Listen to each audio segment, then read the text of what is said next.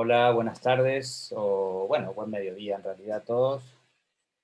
Eh, Espero que me escuchen bien. Si alguien puede poner en el chat si recibe bien la señal y están escuchando como corresponde, así, perfecto. Muchas gracias. Estoy viendo por aquí. Bueno, me presento brevemente. Mi nombre es Jorge Aro. Soy artista sonoro y visual. Lo cual redunda también en ser artista audiovisual, obviamente. Eh, Voy a compartirles ahora una pantalla que es la de mi página web para quien quiera informarse un poco más acerca de mi trabajo. Ahí está, es bilingüe, hay algunas páginas que están solo en inglés, otras que están en inglés-español y otras solo en español, dependiendo de los contenidos. Eh, Allí pueden encontrar información sobre mi trabajo, un poco mi trayectoria, una palabra un poco así seria, pero eh, y mis trabajos para terceras personas también, tanto en términos de producción sonora, visual, audiovisual, como workshops, etc. jorgearo.com, es muy sencillo. Y no me extiendo más con esto, porque bueno, tenemos un rato y claro, vamos a abordar un tema que es bien complejo y que obviamente estas 2 horas nos van a servir un poco como introducción, ¿verdad? Y entiendo, ya veremos, tenemos habilitado el canal de chat, que creo que ya está activo, eh, para las consultas que crean necesarias. Haré todo lo posible por contestar en la medida de mis posibilidades de hacer todo a la vez. Pero eh, no se corten en lo que sea necesario consultar o pedir alguna especie de explicación sobre cosas que vamos hablando, hacerlo a través del chat y voy a ir contestando en la medida de las posibilidades.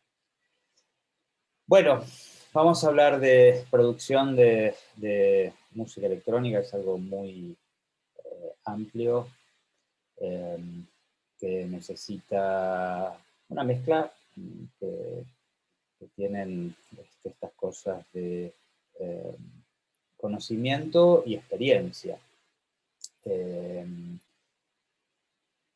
Tenemos que conocer cosas, tenemos que trabajar también con intuición, tenemos que conocer múltiples aspectos del trabajo con el sonido, porque estamos trabajando con el sonido, es decir, y tenemos que conocer algo de la física del sonido, tenemos que conocer el sonido en términos de una articulación artística, estética, tenemos que saber algo de ingeniería de sonido en términos de grabación, procesamiento, etc. Hoy por hoy, muchas actividades que estaban muy parceladas y que siguen estando parceladas en sistemas de producción, por ejemplo, grabación, mezcla y mastering, que sería básicamente la estructura esencial de la producción, hoy pueden confluir en una misma persona, ¿verdad? Hay mucha gente que graba, compone, graba, mezcla y hasta masteriza. Entonces, en toda esa cadena de producción puede estar en una sola persona o en 2 o 3 personas o a veces en más, según, insisto, eh, la estructura de producción que se tenga. En cualquier caso, muchas veces somos un poco artistas, un poco ingenieros de sonido, un poco programadores.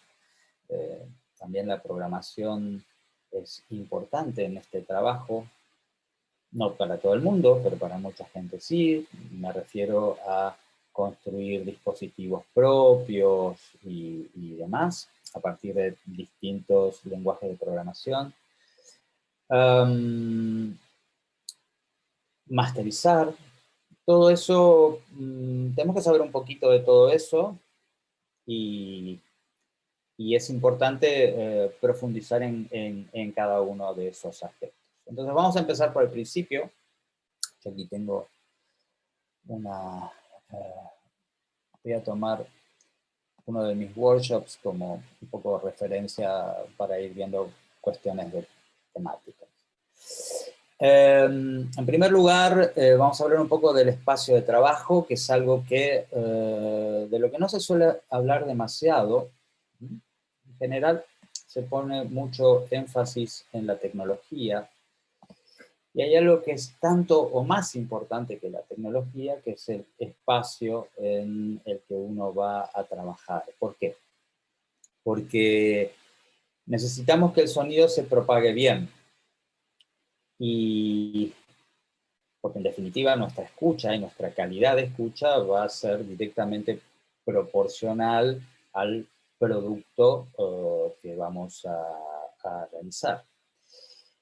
Entonces, una cuestión es pensar en nuestro espacio de trabajo, en nuestro workspace, y acondicionarlo de la mejor manera posible para que el sonido se propague bien, para que yo tenga una buena respuesta eh, sonora en ese lugar, para que estén controladas las reflexiones, por ejemplo, que no sea un espacio muy reverberante, que esté controlado el equilibrio frecuencial, es decir, que no haya eh, componentes en algún sector del espectro audible que estén enfatizados o atenuados, porque claro, si yo escucho en mi espacio un énfasis en determinado sector de frecuencias, vamos a poner los 250 Hz, por ejemplo, ¿no? Tengo un énfasis en 250 Hz que no está en el programa de audio, sino que está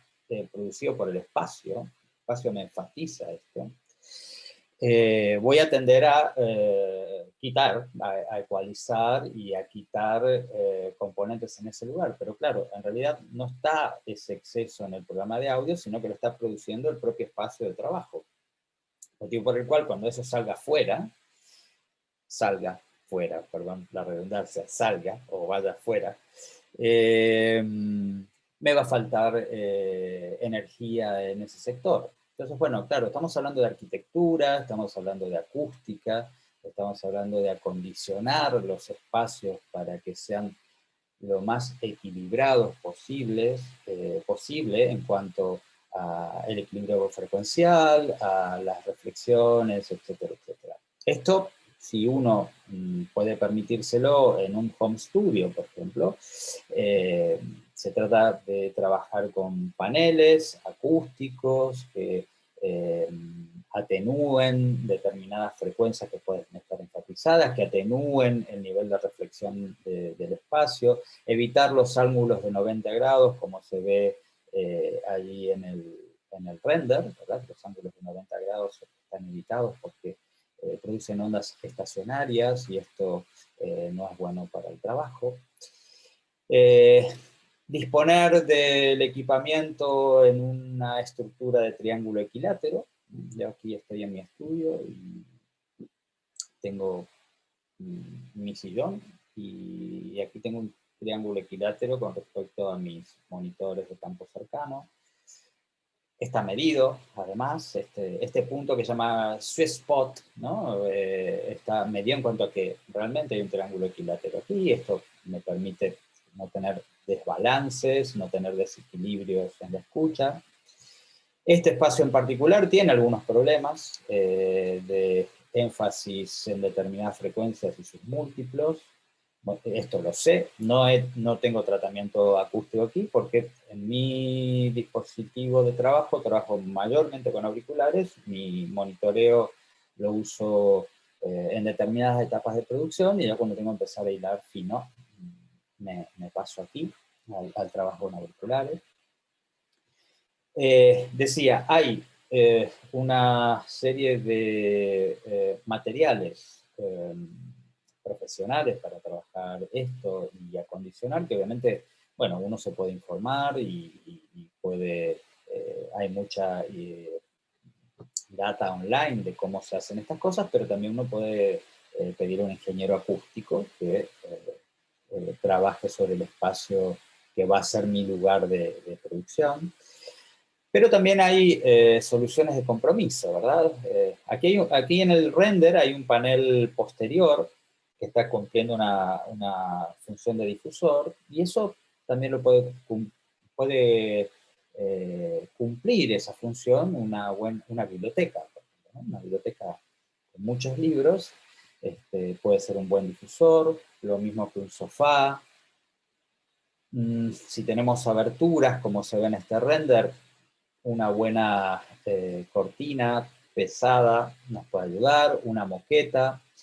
Siempre hay que evitar no tener techos muy altos, a veces se puede bajar el techo con un falso techo, tratar de evitar los ángulos de 90 grados. Si la sala es rectangular, no poner las cosas, digamos, por la longitud más corta, es decir, como lateralmente, sino usando la profundidad de la habitación. Esto va mucho mejor. En fin, una serie de cuestiones que hay que considerar de nuestro espacio de trabajo para que el sonido, insisto, se propague bien.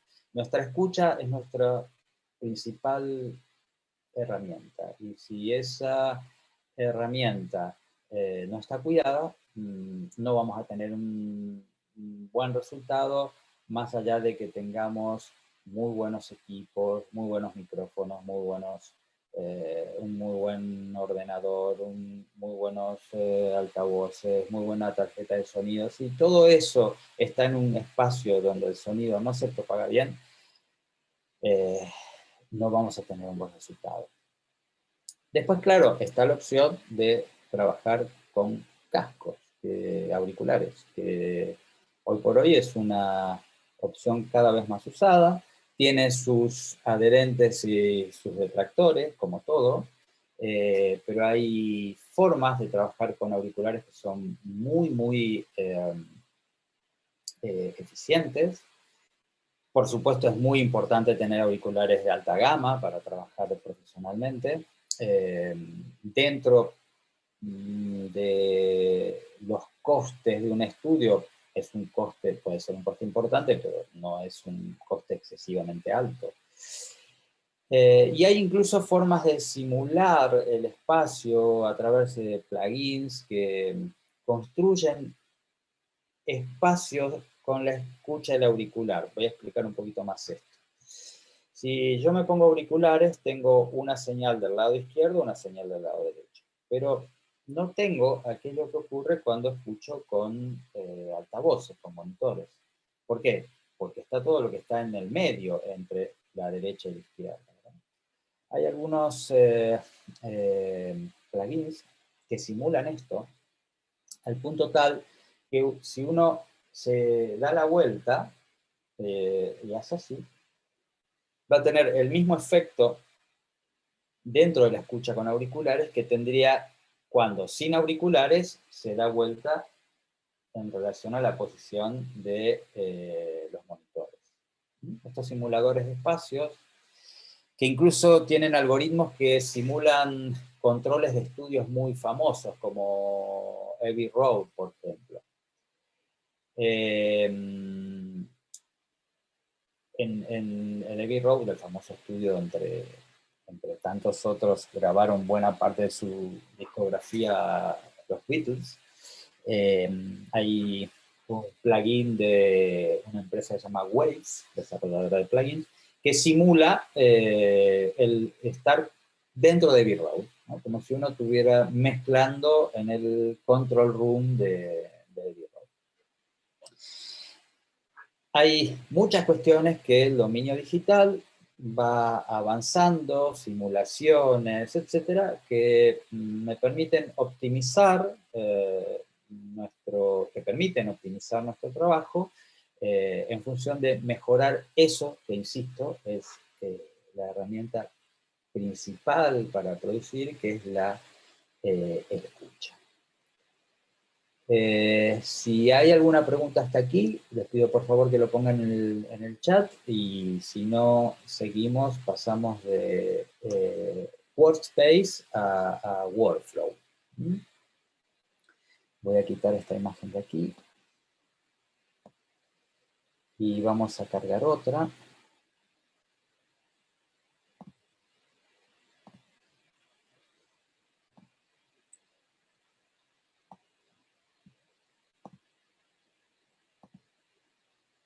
Bien.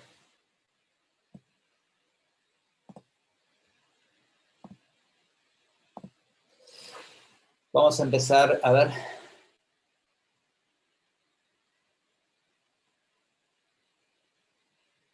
Bien.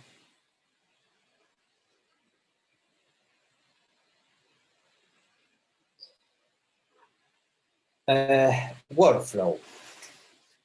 Ahí tenemos una hoja en blanco, ¿verdad? Y una imagen de una hoja en blanco. Y es allí donde partimos siempre. Nuestro workflow es nuestro flujo de trabajo. ¿Y cuál es el flujo de trabajo en esta actividad? Voy a compartirles otra imagen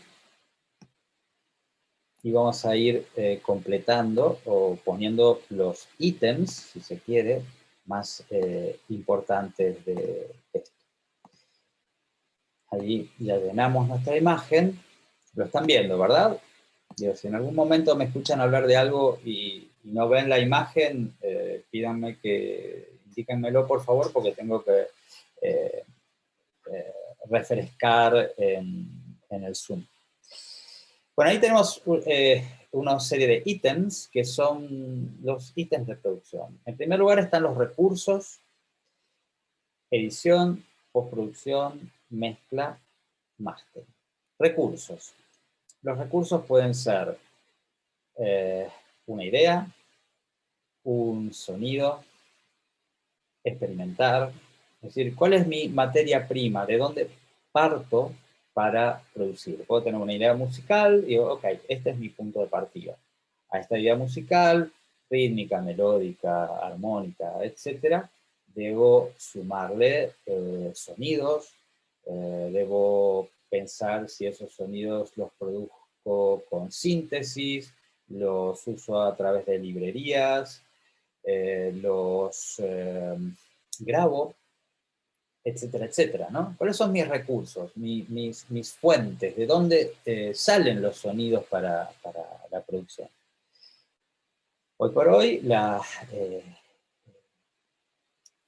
dónde pueden salir esos recursos? Es literalmente infinito, ¿verdad? Desde librerías de sonidos desarrolladas por terceros, librerías de sonidos propias que uno va desarrollando con el tiempo, síntesis, programar sonidos, generar sonidos nuevos desde cero, sampling, grabaciones, no sé, necesito un vocal para una producción, digo, ok, necesito una voz femenina, una voz masculina, ambos, bueno, tengo que grabar. Ahí veo si esa grabación tengo las condiciones necesarias para hacerlas en mi propio estudio o necesito ir a un estudio profesional, grabar esas voces y traerme los archivos a mi estudio y seguir trabajando allí.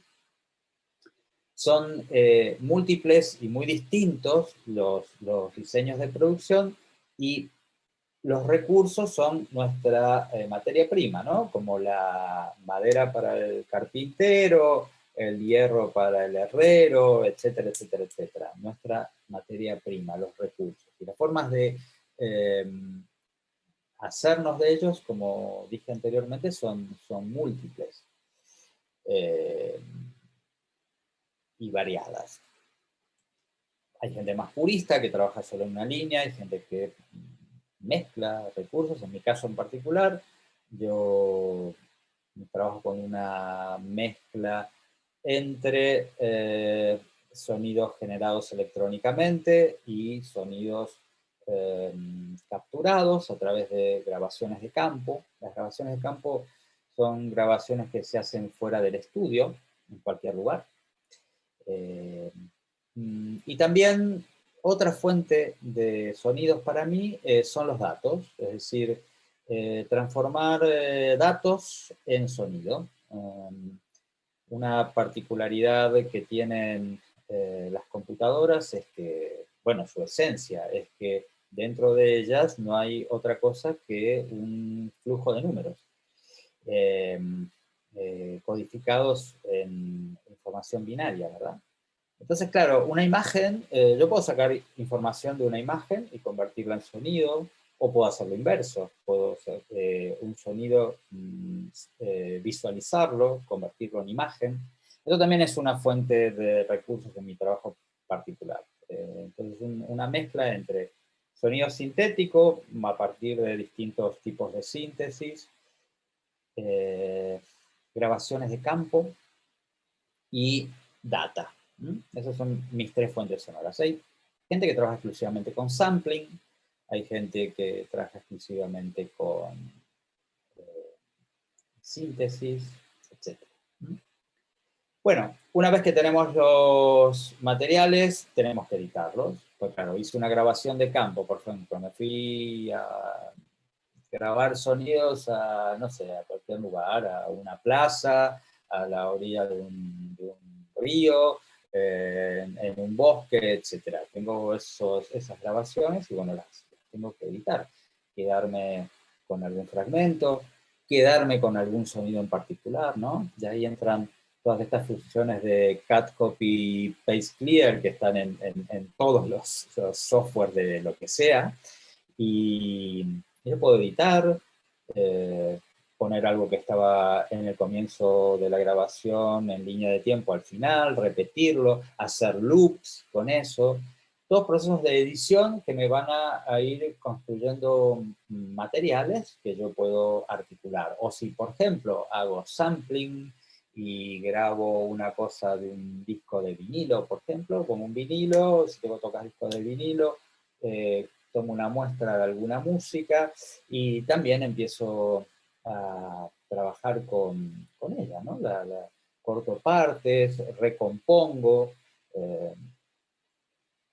Un grupo muy famoso como Daft Punk ha hecho buena parte de su música a partir de tomar músicas de otros y transformarlas. Hago un inciso aquí, esto, ¿qué significa en términos de autoría o de derechos de autor? Bueno, si en realidad al tomar una fuente yo la resignifico y ya eso que tomé del disco pasa a ser otra cosa, es absolutamente válido. Lo otro sería plagio, ¿verdad? Si yo tengo un fragmento de una música, lo repito tal cual, bueno, ya eso es otra cosa, es antiético y además puedo tener problemas con las sociedades de autores que protegen esas grabaciones. Pero si yo tomo una grabación de una música preexistente y la recompongo de manera tal de que esa música ya no está, muchos de los procesos de Daft Punk tenían que ver con esto, eh, eh, puedo utilizar ese material porque en definitiva es sonido y es un poco la propia lógica de la digitalización, ¿no? En donde en realidad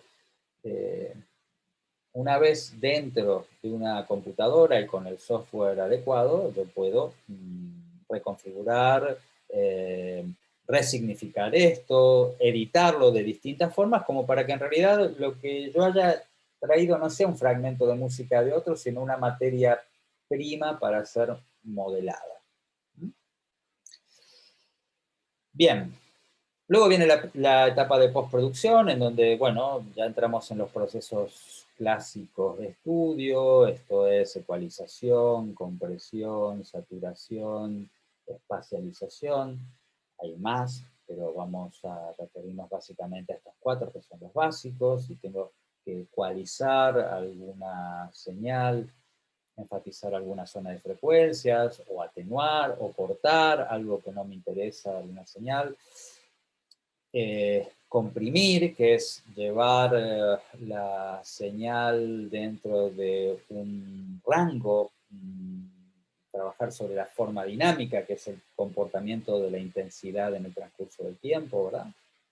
Comprimir la señal. Saturarla, saturar es agregarle cosas que la señal no tiene, distintos procesos de saturación. O espacialización es cuando en postproducción yo le agrego, por ejemplo, espacialidad a una señal, la coloco en lugares que nunca estuvo, por ejemplo, grabo una voz en un estudio, en un entorno muy controlado y demás, y luego digo, no, pero esta voz tiene que estar como dentro de una gran catedral. Bueno, entonces uso algún algoritmo de reverberación, plugin, o una unidad de hardware externa a la computadora, etcétera, que me permite crear esos espacios eh, y poner esas señales en lugares en los que nunca estuve. Mientras, una vez que ya tengo las señales procesadas, postproducidas, viene el proceso de mezcla. El proceso de mezcla es un poco la composición, porque claro, eh, poner un sonido en un plano, otro en otro, es de alguna forma componer, ¿no? En la música tradicional, en la música clásica, el compositor escribe la partitura y la partitura, más allá de las notas, de eh, la rítmica, de los timbres, de los instrumentos que van a tocar esa partitura, también hay una mezcla expresada a través de las intensidades que cada uno de esos instrumentos va a ejecutar, eh, la mezcla entre unos instrumentos en otros, cuáles están más lejos, digamos, entre comillas, cuáles están más presentes, cómo uno que está más presente luego se retira o se va para un lado o para otro, ¿no? Estamos mezclando, espacializando, haciendo que eso tenga movimiento, que tenga vida, y allí se define mucho de lo que en definitiva es la composición. Y por último el mastering, que es una etapa de producción que está bastante... hay mucha literatura acerca de ella y que en realidad la etapa de masterización es una etapa de ajuste final, de detalle mínimo en la medida en que la mezcla esté bien hecha. El estudio de mastering lo que hace es hacer ajustes, es como la cereza del pastel, ¿vale? Es como ese detalle final mínimo que hace que una comida, además de estar rica, se vea muy bien. Y muchas veces esos ajustes se hacen en función de colocar esta música en distintos sistemas de distribución, ¿no? Ya sea que vaya a un disco, a un CD, o vaya a un disco de vinilo, o vaya a streaming. Digamos, se piensa un poco en el mastering, dónde va a ir a parar esa música, y si para algún formato en particular requiere algún tratamiento especial. Pero básicamente se trata de ajustes. Ajustes que pasan por una ecualización general, es decir, de la totalidad del programa de audio, una compresión general, eh, algo de espacialización si es necesario, eh, un poco más de saturación general si es necesaria también, pero todo en con detalles, no, ningún estudio de mastering va a hacer una cosa radical sobre la mezcla, porque si hace una cosa radical sobre la mezcla es que la mezcla está mal. Y si el mastering lo hace un estudio específico, muchas veces puede decir, no voy a tomar este trabajo porque la mezcla está mal y es insalvable. Y no se trata que el mastering salve algo que está mal hecho, sino que es solamente un retoque final. Muchas veces los hace el mismo artista, y hace sus propios mastering, y otras veces envía a estudios externos, estudios de mastering, a que mastericen una mezcla. La razón por la que hoy por hoy resulta más interesante enviar afuera el mastering es porque el que hace el mastering tiene oídos frescos y es relativamente objetivo con respecto al material que va a masterizar. Si uno es el que hace toda la cadena, es más subjetivo con respecto a esto. Yo les confieso, mis mastering me los hago yo mismo, pero porque considero mi trabajo como una totalidad, pero lo que sí hago es siempre cotejar con colegas, con amigos, un trabajo determinado para que me hagan una devolución, o mismo probarlos en distintos sistemas, ¿no? En distintos sistemas de altavoces, en distintos auriculares, etcétera, para tener una referencia final de cómo suena ese trabajo. ¿Alguna pregunta hasta aquí? Estoy aquí mirando el chat.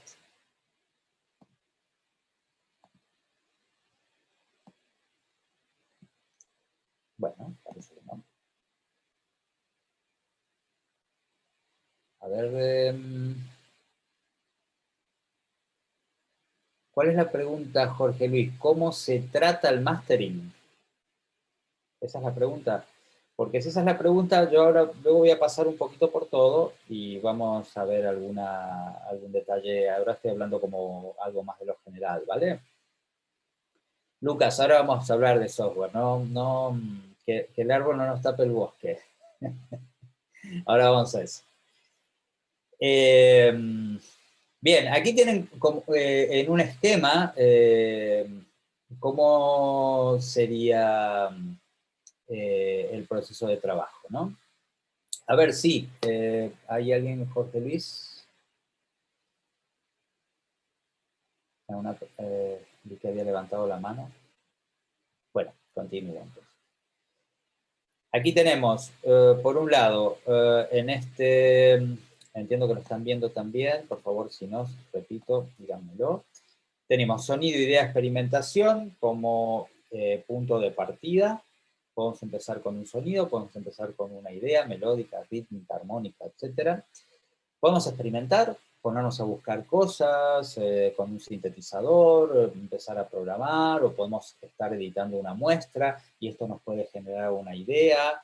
En definitiva, hay que embarrarse, quiero decir, hay que meterse con las cosas y a partir de allí las ideas surgen. A veces es necesario incentivarse. Esto puede ser tomarse una buena taza de café antes de empezar, o escuchar alguna música, o escuchar alguna entrevista a un artista, a un productor, y que eso sea una incentivación para empezar a trabajar, ¿verdad? Todas estas cosas pueden ser un punto de partida. Luego viene la composición, que ya ahí estaríamos hablando más en términos musicales, y este es un mundo muy amplio que por supuesto no voy a tratar aquí. Procesamiento, edición, bueno, edición, procesamiento, esto puede empezar por un lado o por el otro, no es tan lineal la cosa. Mezcla y por último el máster. Ok. Bien.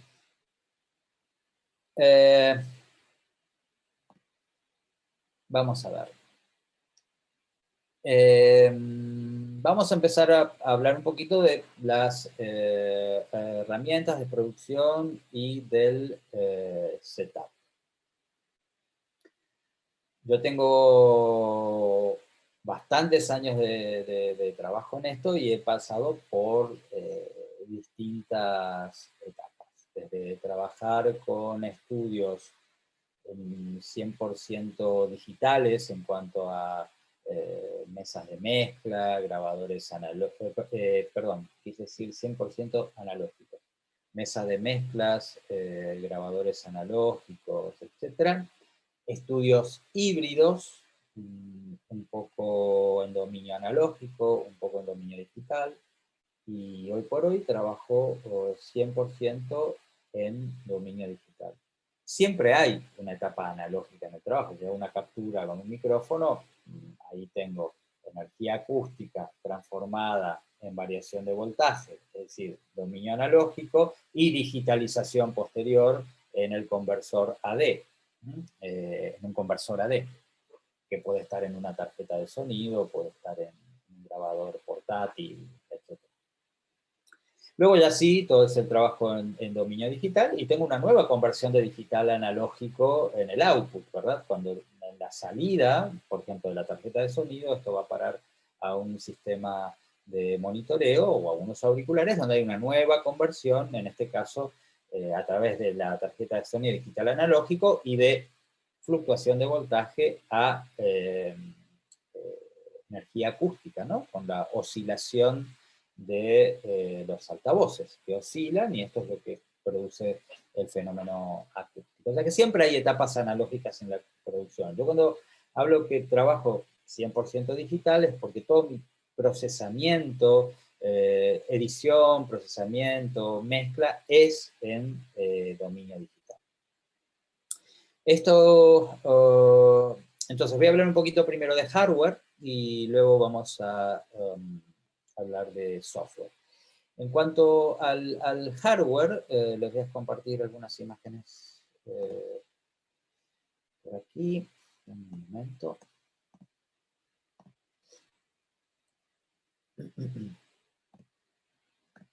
Bien.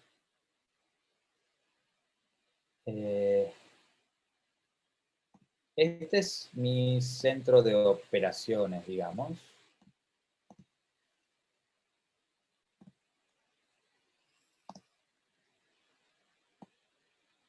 Que es un ordenador portátil, puede ser obviamente un ordenador de escritorio también. Ordenador, computadora es lo mismo, digo, porque lo digo en ambas formas. Lo importante en este dispositivo, que es hoy por hoy el centro de un estudio para la mayoría de las personas que trabajamos con esto, es que tenga una buena capacidad de procesamiento, que tenga una buena cantidad de RAM y una buena capacidad en el disco de almacenamiento. Normalmente hoy los discos de almacenamiento interno son SSD, que son discos muy rápidos porque son discos de estado sólido. Esos tres son los elementos a tener en cuenta al momento de pensar en qué computadora, qué ordenador puede ser útil para nuestro sistema de trabajo. Mac o PC es indistinto. Yo trabajé toda mi vida con Apple, pero porque fue así.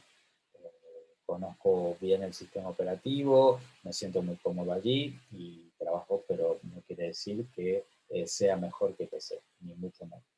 Aquí se mezclan una serie de cosas, gustos, costos, etcétera, etcétera, que uno pueden definir por un lugar o por un sistema operativo o por otro. En cualquier caso, lo importante es la configuración.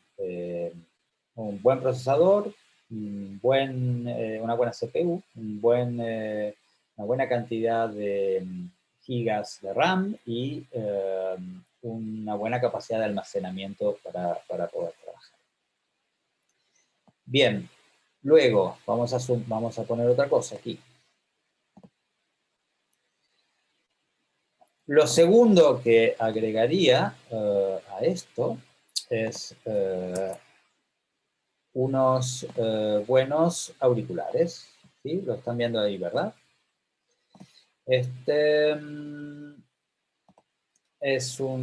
Bueno, estos son los auriculares que estoy usando ahora mismo. Es un auricular, la marca es Beyer Dynamics, es una marca alemana, y son los de T990 Pro, que son los auriculares de estudio para mezcla y mastering. Son unos auriculares que tienen un rango medio de coste y son estupendos para trabajar. Ya con esas dos cosas, con una buena computadora y unos buenos auriculares, ya tengo lo necesario a nivel de hardware para poder trabajar. ¿Qué le agregaría luego? Bueno, luego le agregaría esto, que es una tarjeta de sonido. ¿Sí?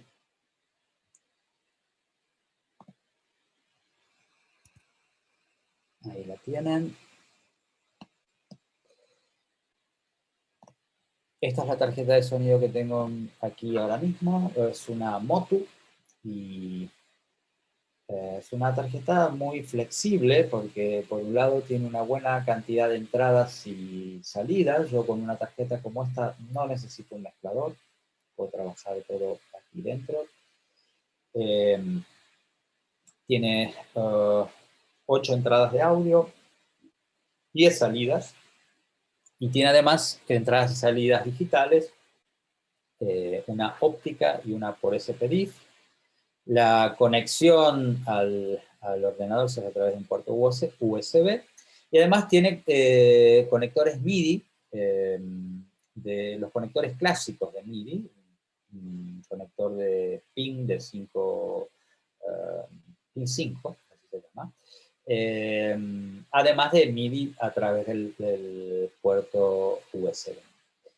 Se puede trabajar obviamente con tarjetas más pequeñas. ¿Por qué uso una tarjeta de este tipo para mi trabajo? Porque muchas veces lo que hago es trabajar con sistemas multicanales, es decir, con más de estéreo, cuadrofonía, octofonía, etcétera. Y una tarjeta como esta me permite trabajar con más de 2 altavoces a la vez. Y además, insisto, como les decía, con tantas entradas y salidas, para mi estructura de trabajo no necesito tener un mezclador externo. Eh, ¿Por qué una tarjeta de sonido externa? Bueno, claro, porque vamos a tener mejor calidad de audio y vamos a tener mucha más flexibilidad en el manejo de las señales. Si, por ejemplo, alguien tiene un estudio que tiene un par de sintetizadores, tiene micrófono, etcétera, bueno, todo puede ir a parar aquí.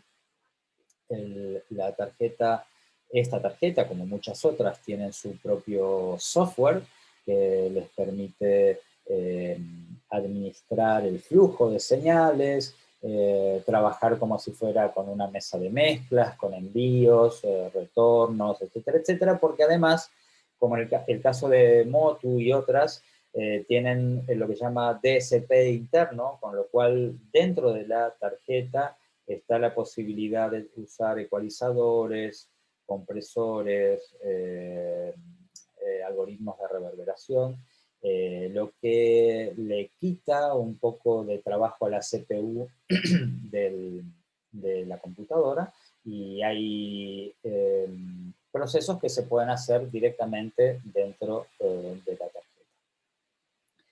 El mercado hoy mismo de tarjetas es muy amplio y hay mucha cantidad de hardware eh, con distintas configuraciones, de distintas marcas.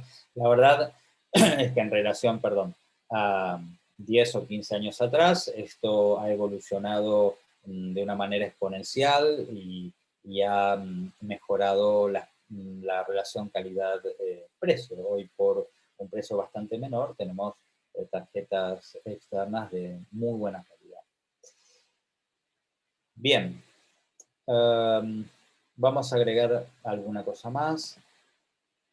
Por ejemplo, los monitores de campo cercano. A ver, esto full screen me va a resultar fatal. Sí. Ahí lo achiqué un poquito, igual lo ven muy grande. Me quedó un poco trabado esto para ver si puedo reducir aquí el size.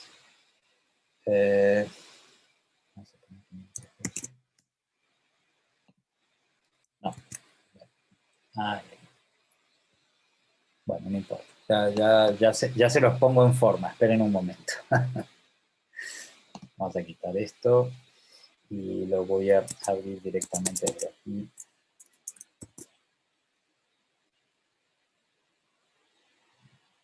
Ahora vamos a ir con buena pregunta la de los dispositivos móviles. Ahora respondo un par de preguntas que están en el chat. Voy a buscar esta imagen primero en un momento y ahora vamos a las preguntas.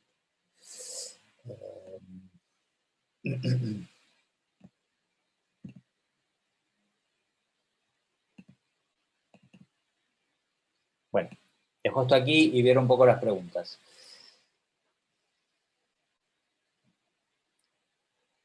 Eh, ya, y Jorge Luis, sí, entiendo, y entiendo que está difícil en muchísimos sitios.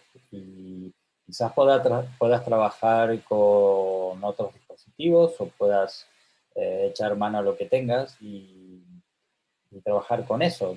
Cuando yo empecé a trabajar no tenía un ordenador ni mucho menos. Empecé a trabajar con cosas muy pequeñitas de las que podía permitirme en ese momento y fui haciendo cosas y bueno, es siempre tener ganas y buscarse la vida para ir trabajando hasta el momento que uno pueda acceder a otro tipo de herramientas, ¿sí? Eh, bien, aquí un mensaje, un comentario de Samuel. Aquí hay un comentario acerca de los dispositivos móviles. Bueno, eso lo vamos a ver un poquito después. Alguien me pregunta aquí por un software. Bueno, ahora vamos a hablar de los software. Termino con esto en hardware y vamos con software.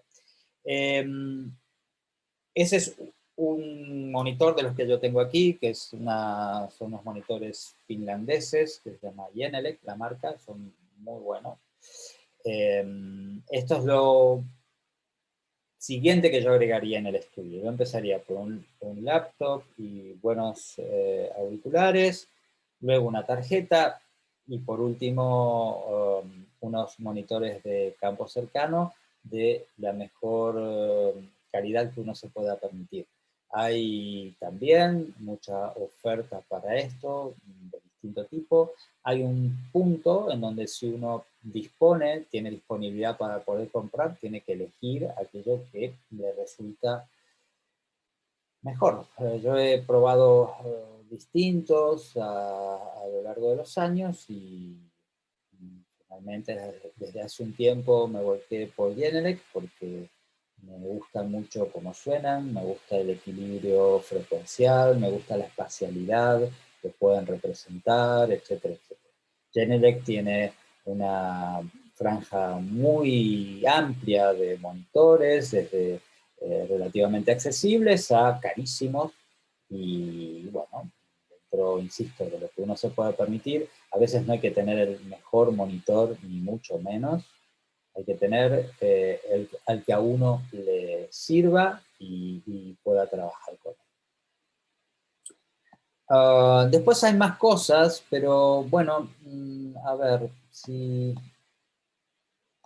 a ver si encuentro una imagen rápida para mostrarles. Um,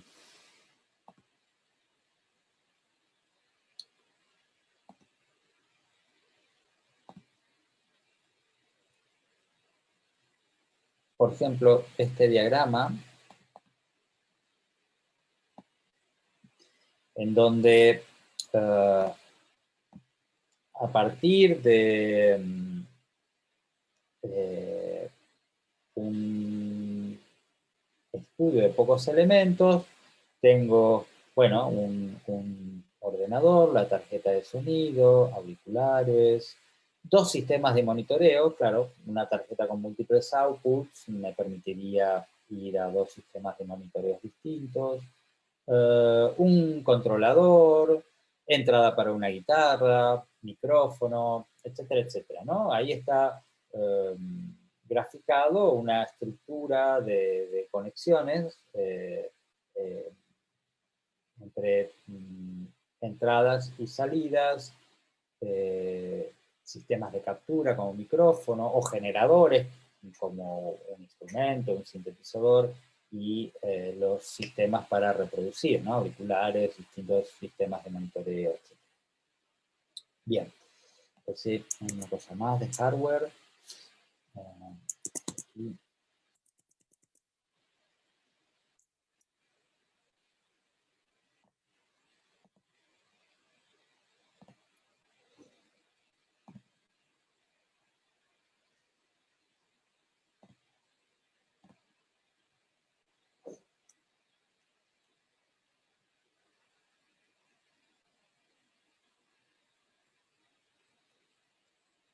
Samuel, sí es una mala idea, porque hay que tener siempre un backup, ¿no? De hecho, es algo que iba a comentar ahora.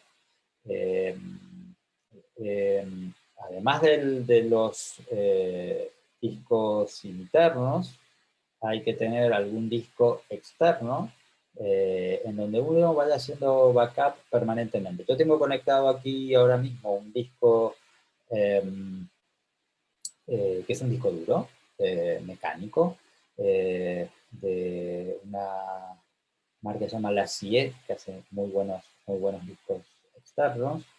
Y ese disco está haciendo backup todo el tiempo, porque, claro, puede suceder que uno no haga backups y pierda archivos por algún motivo o que directamente se dañe el disco interno, motivo por el cual uno perdió todo su trabajo. Entonces, todo el tiempo hay que tener una copia de respaldo de aquello de lo que uno va haciendo. En el caso de Apple, hay un software que se llama Time Machine y que si uno tiene conectado un disco externo, solo va haciendo cada X tiempo un backup de lo que uno va haciendo en el día. Y luego yo siempre, cuando termino el día de trabajo, hago un último backup y tengo esto resguardado. Y además de eso, tengo otro disco, que en realidad hay bastantes discos externos, pero tengo otro disco en casa en el que también tiene lo mismo. Los fines de semana normalmente me llevo mi portátil a casa y trabajo un poco allí. También hago backups con ese disco, o sea que tengo actualizada la información todo el tiempo. No recomiendo no hacer backups. Obviamente los discos de respaldo tienen que tener la misma o más capacidad que el disco interno de un ordenador. Uno va copiando data todo el tiempo y claro, es importante tener un respaldo de todo ese trabajo. ¿Sí? Así que claro que es mala idea no tener una unidad de respaldo, claro que sí. Bien, seguimos. Más cosas. No, a ver, aquí les voy a mostrar una foto de un estudio. Eh, Allí deberían estarla viendo. Es lo que les decía un poco la posición del triángulo equilátero con respecto a los puntos de escucha. Otra cosa importante, fíjense la altura a donde están los monitores, que también son unos Genelec en esa foto. La altura de los monitores deben estar, el espacio que está entre el buffer y el tweeter, es decir, el altavoz que reproduce frecuencias medias graves y el que reproduce agudas de los dos que tiene el monitor, las orejas tienen que estar como en el punto intermedio entre esos dos altavoces. Esta es la recomendación general de la posición. No vale ponerlos abajo, no vale ponerlos arriba. Tienen que estar en esa posición. Esta foto muestra, por un lado, el tema del triángulo equilátero y por otro lado, la posición de los monitores con respecto a las orejas, ¿verdad? Y vamos a buscar alguna otra foto de estudio.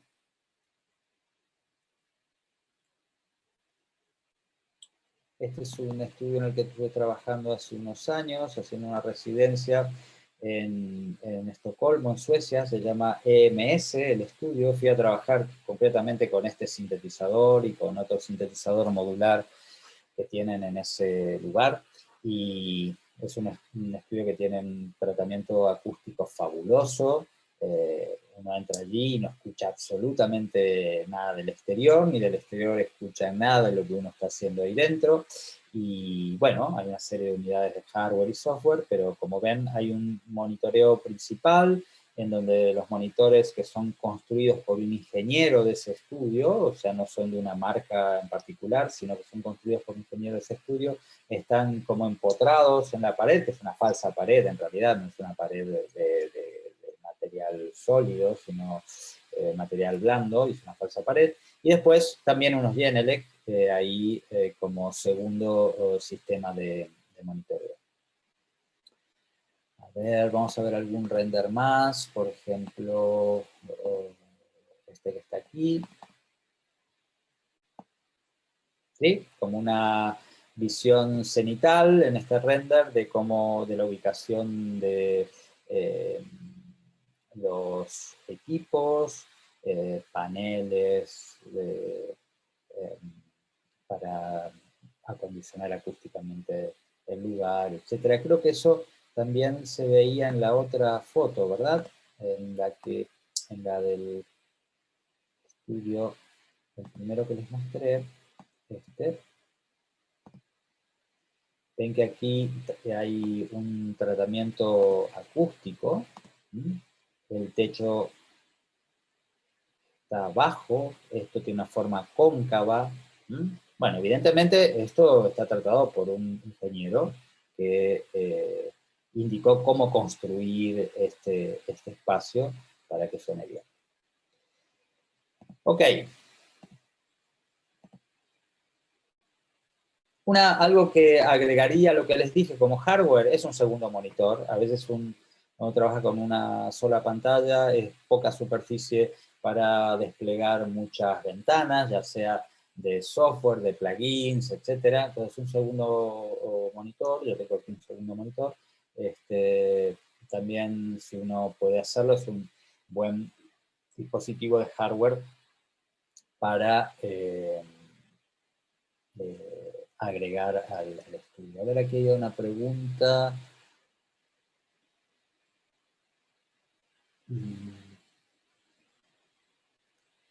Bueno, Samuel, ahí no se trata de cuánto duraría, sino de la relación entre la capacidad de almacenamiento del disco y todo lo que tú le vayas poniendo dentro. Evidentemente va a haber un momento en donde va a estar todo el espacio ocupado. No es bueno en el disco que contiene el sistema operativo y el software con el que voy a trabajar, que no haya por lo menos un 10% del disco libre. Entonces, porque esto va a hacer que el sistema no funcione bien. Por lo menos un 10% libre de la totalidad de almacenamiento del disco. Si el disco es de 1 tera, bueno, 100 gigas libres, siempre. Y luego, la cuestión de ir volcando a dispositivos externos para ir haciendo lugar en el disco que está dentro del ordenador. Aquí alguien pregunta, Gabriel, acerca de si algún teclado MIDI, estamos hablando de un controlador MIDI. Bueno, bien, yo no tengo, yo uso como controlador externo un iPad. ¿Por qué? Porque me permite trabajar con distintas aplicaciones en él y ser mucho más flexible. Y algunas aplicaciones que eh, son además programables y uno puede personalizar la interfase de esa aplicación. Controladores MIDI hay, pero cantidades distintos y con distintas prestaciones y demás. Hay que pensar qué es lo que uno necesita y ver cuál de los disponibles uno puede adquirir. No hay ninguno mejor que otro. Lo mejor es lo mejor para uno, ¿vale? Lo mejor para uno. Si uno no es, por ejemplo, un gran ejecutante de teclado, no tiene sentido tener un controlador de 88 notas, quizás. Eso es más para alguien que toca. Si uno lo que necesita es ingresar algunas notas o algunos acordes, quizás uno pequeñito, incluso con mini teclas, va bien. Y son mucho más accesibles. Entonces hay que pensar qué es lo que uno necesita y después ver qué se puede incorporar.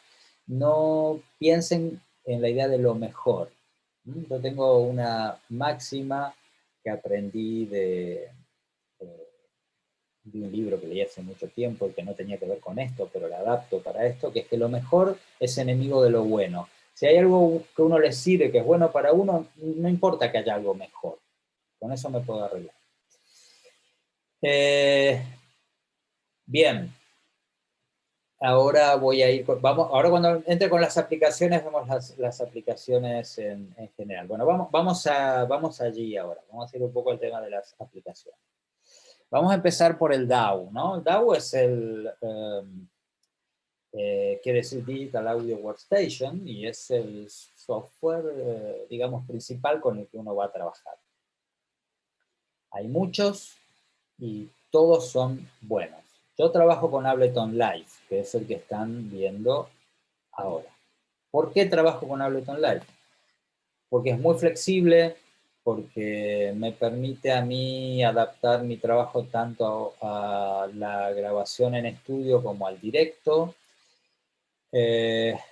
porque es más que un DAW, es un instrumento, desde mi punto de vista, eh, porque tiene un software asociado muy potente desde hace unos años que se llama Max, que dentro de Ableton se llama Max for Life, que es un entorno de programación gráfico que permite diseñar dispositivos propios. Y en mi caso, además, como yo también trabajo, como les dije, con imagen, con audiovisual, con visuales, me permite desarrollar dispositivos para trabajar con gráficos, con vídeo en tiempo real.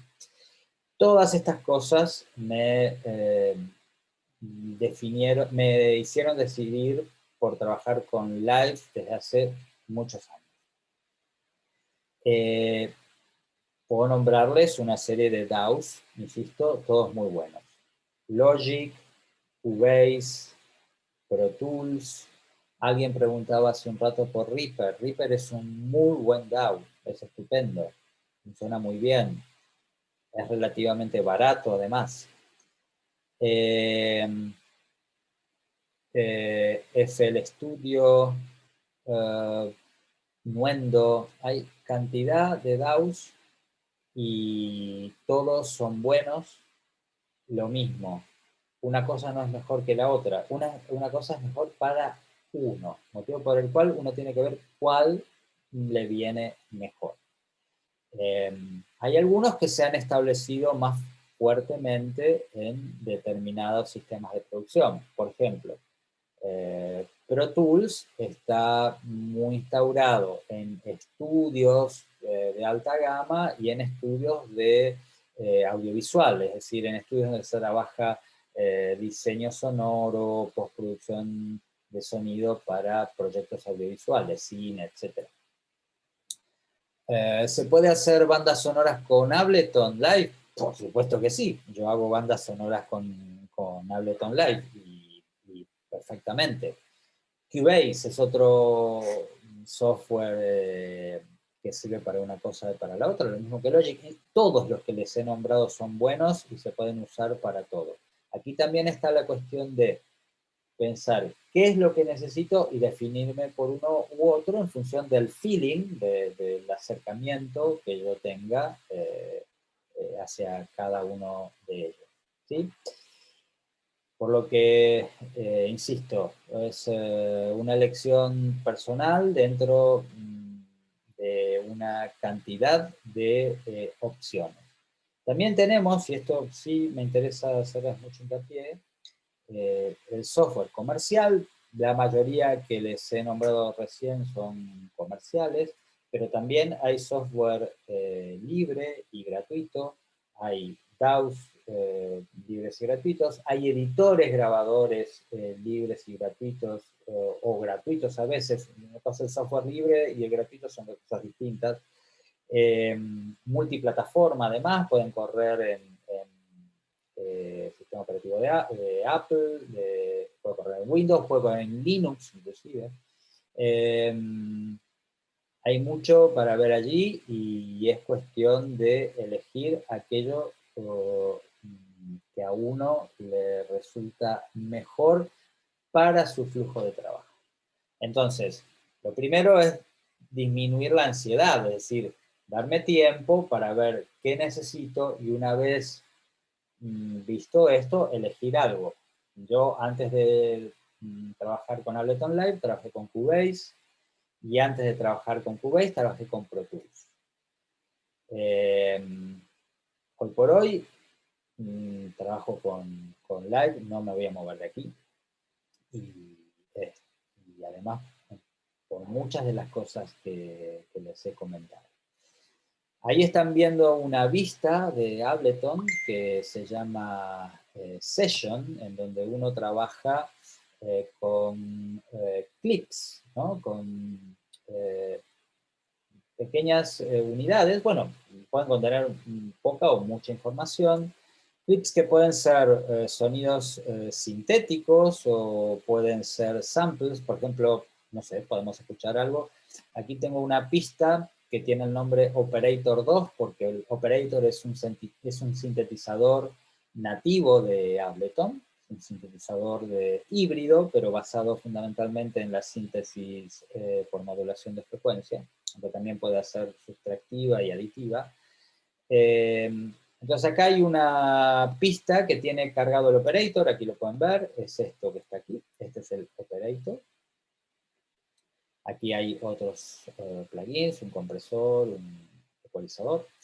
Y aquí hay un clip que tiene datos MIDI.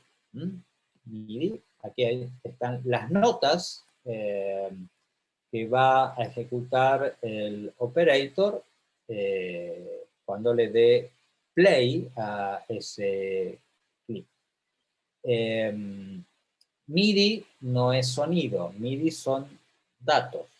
Entonces, lo que le indica una pista que tiene datos MIDI a un sintetizador de software, ya sea un plugin, perdón, ya sea un dispositivo propio del DAW o un dispositivo de terceros, de un desarrollador externo, va a ser ejecutado por los datos MIDI que estén en esa pista. Si tuviera sintetizadores o unidades de hardware externas, bueno, puedo enviar los datos desde el Ableton o desde Cubase o lo que fuera, desde el DAW, hacia afuera para que lo que suene sea ese hardware externo. En este caso yo le doy play aquí. Bueno, allí deberían estar escuchando una línea de bajos, ¿verdad? Que está procesada. Está procesada, como escucharán, tiene unas líneas de retardo, de delays, que hacen un juego estereofónico. ¿Qué es lo que está sonando del operator?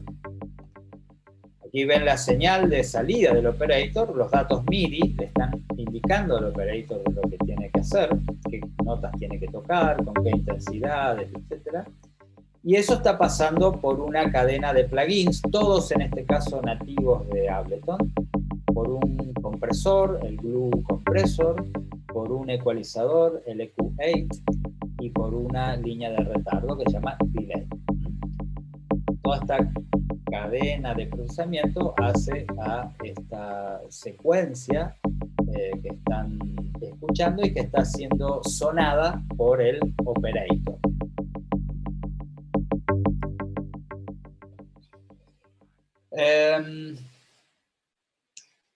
Luego, al lado hay otro dispositivo también, como les decía, nativo de Ableton, que se llama Sampler, que es precisamente un sampler. Un sampler, a diferencia de un sintetizador, es un dispositivo al que se le cargan muestras, muestras tomadas por uno, muestras de librerías desarrolladas por desarrolladores de librerías,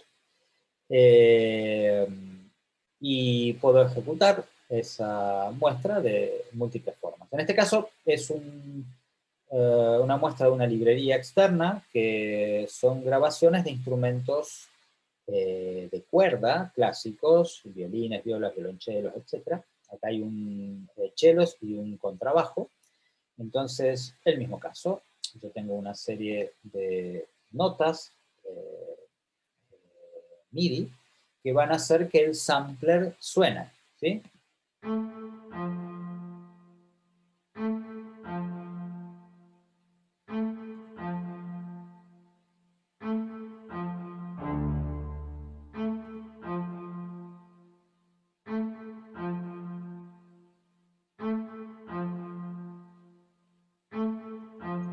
Agrego la línea de bajo que ejecuta el operator.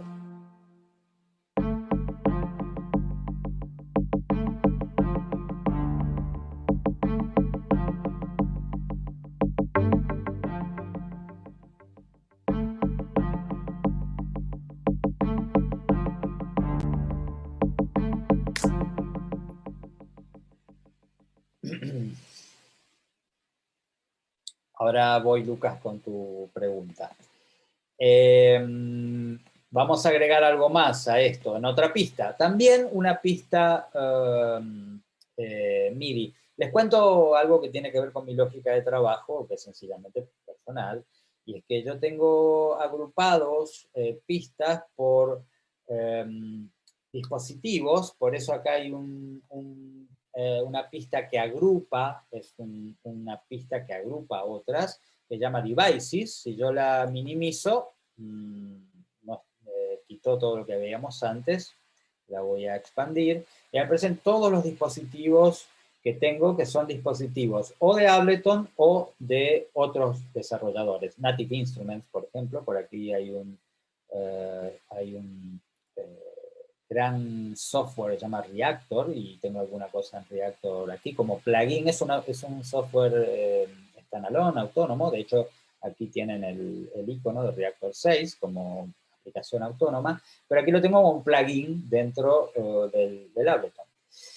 Y aquí hay otra cosa que en realidad es un software que me permite recibir audio desde un dispositivo como un iPad, por ejemplo, y que el audio aparezca directamente dentro del Ableton sin tener que hacer conversión, ¿sí? Sin tener que pasar la señal de audio, sino que pasan los datos del iPad al Ableton directamente.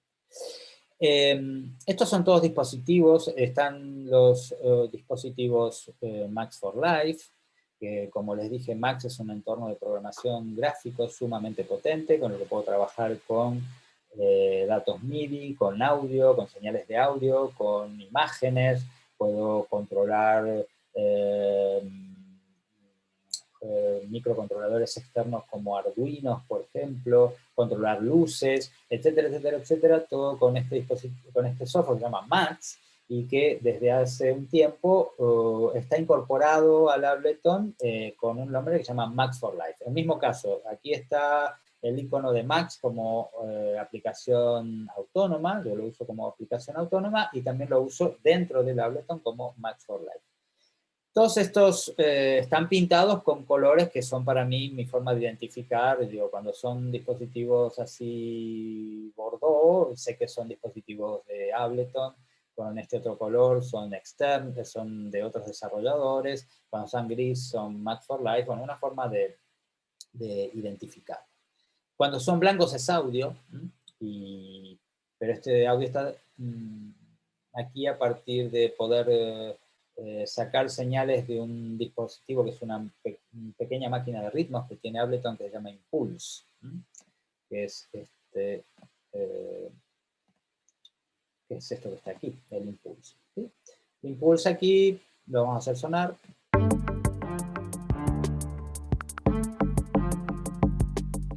Vamos a hacerlo sonar solo. Le voy a poner un solo aquí en la pista.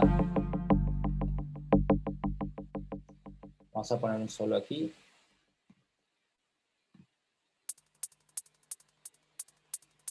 De momento está sonando solo un hi-hat. A ver por aquí.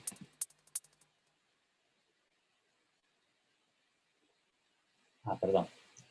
Hay algo que estoy haciendo mal. Ahora.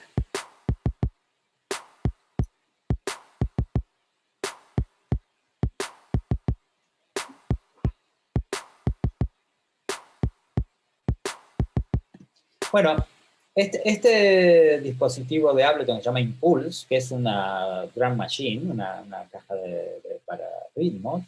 En realidad uno le puede cargar los samples que quiera, pero esa es la idea con la que está hecha este plugin. Tiene cargadas distintas muestras de antiguas máquinas de ritmo. Por ejemplo, tengo cargado unas muestras de una máquina de ritmos que fue la primera que yo vi en mi vida, hace mucho tiempo ya, que se las voy a mostrar. una máquina de ritmos analógica. A ver si la encuentro aquí rápido. A ver.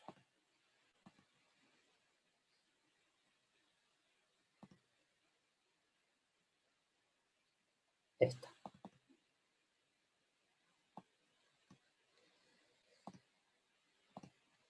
Una máquina de ritmos muy, muy básica, con sonido analógico, con muy pocas posibilidades de programación y demás, pero me gustaba su sonido y rescaté samples de esta máquina de ritmos para utilizarlos en esta pieza que de momento están escuchando solamente partes. Luego hay un clap, un sonido de clap, de una máquina muy famosa de la música techno, que es la Roland 909. Entonces aquí hay muestras de distintas máquinas de ritmo cargados en el Impulse. ¿Sí? 4 son de la Dr. Rhythm, en la primera que les mostré, y los claps son de la TR-909 de Roland. Uno tiene aquí hasta 8 slots donde puede ir cargando muestras, pero aquí podríamos cargar un ladrido de un perro si nos da la gana y utilizarlo rítmicamente dentro de una estructura, ¿verdad? Son muestras y pueden ser las muestras que uno quiere. Que además, por cierto, se pueden editar, se pueden pasar por un filtro, saturarlas, etcétera, etcétera, etcétera. Bien, entonces, decía, aquí en todos los DAWs vamos a trabajar con tracks que contienen datos y con tracks que contienen audio. En Ableton, en el modo Session, esos datos, en el caso de las pistas que contienen datos MIDI, están dentro de clips, y dentro de clips también hay audio. Entonces vamos a ir ahora, ven que aquí tengo otro grupo, lo voy a minimizar, otro grupo que se llama audio. Despliego esto y me aparecen una cantidad de pistas en donde he cargado archivos de audio. Entonces aquí ya estamos hablando de señal de audio propiamente dicha. Entonces, por ejemplo, si yo me pongo aquí, tengo una voz femenina, la voz de una amiga que se llama Andrea Fasani, y allí está la voz de Andrea. Aquí ya estamos hablando de un clip, insisto, que contiene audio, no datos MIDI, sino audio. Vamos a buscar algún otro y vamos a escuchar, por ejemplo, esto es ruido de un disco de vinilo, pero una señal de audio. Ahí la tienen, lo podemos escuchar.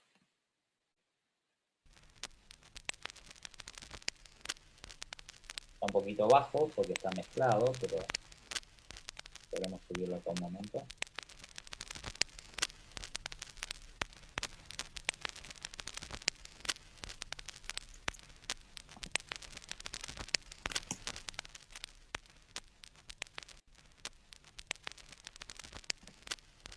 Ah, perdón, gracias por avisarme lo de la imagen.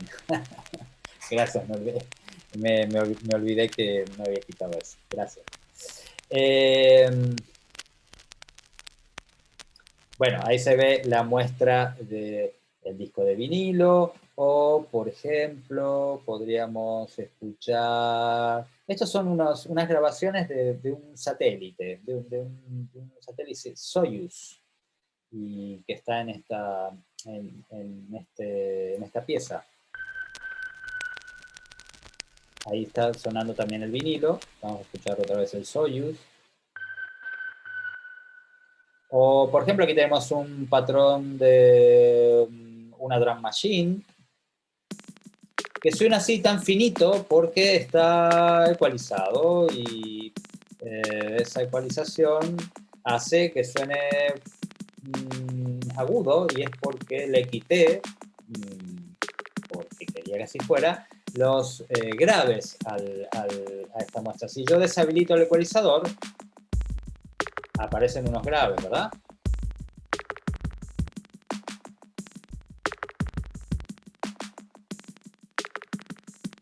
Aquí, como esta pieza habla de una nave que se llamó Sputnik, que fue la primera nave que orbitó la Tierra, allí por la década del 60, hay unos samples que hice de un documental que habla de la era espacial en el siglo XX, y hay unas voces que dicen algo con respecto a el Sputnik.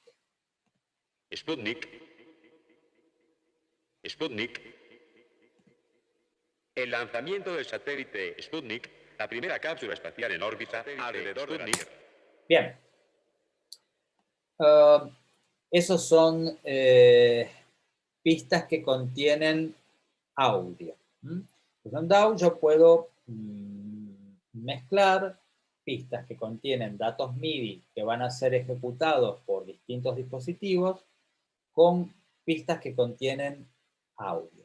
A veces esas pistas con datos MIDI que hacen que suenen determinados dispositivos, uno puede convertirlos posteriormente en audio.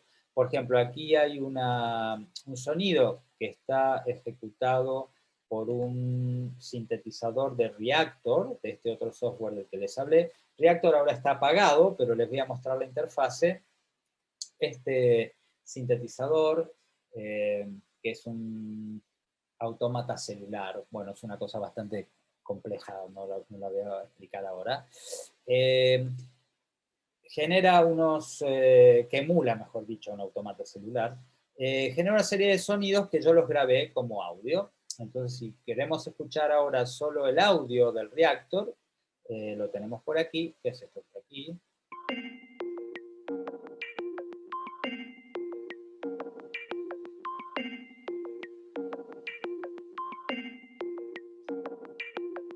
Clips que contienen cosas. La otra vista que tiene Ableton para trabajar se llama Arrangement, y es esta que está aquí, en donde yo puedo trabajar, vamos a visualizar todo, o casi todo. Puedo trabajar con línea de tiempo, como cualquier editor clásico. Entonces aquí voy poniendo una cosa detrás de la otra, y aquí tengo todas las pistas que hacen a esta pieza que se llama Sputnik, como les había dicho antes. En realidad lo que hay en este proyecto de Ableton es una remezcla, un reversionado de la pieza original. La pieza original la tengo aquí como pista de audio.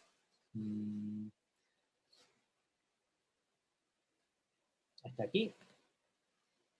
Y si quieren, la escuchamos un momento y después vamos a la parte de arrangement en Ableton para escuchar esta reversión en línea de tiempo. Ahora vamos a escuchar el archivo completo, bueno, una parte aunque sea, de esta música que fue compuesta en el año 94, o sea, hace muchos años ya. Entonces la escuchamos un momento.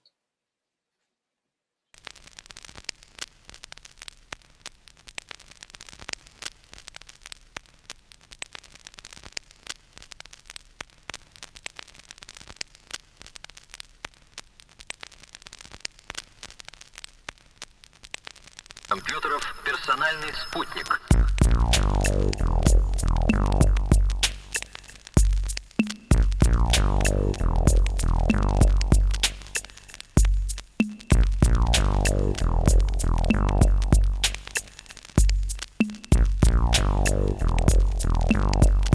Спутник. Спутник. Спутник.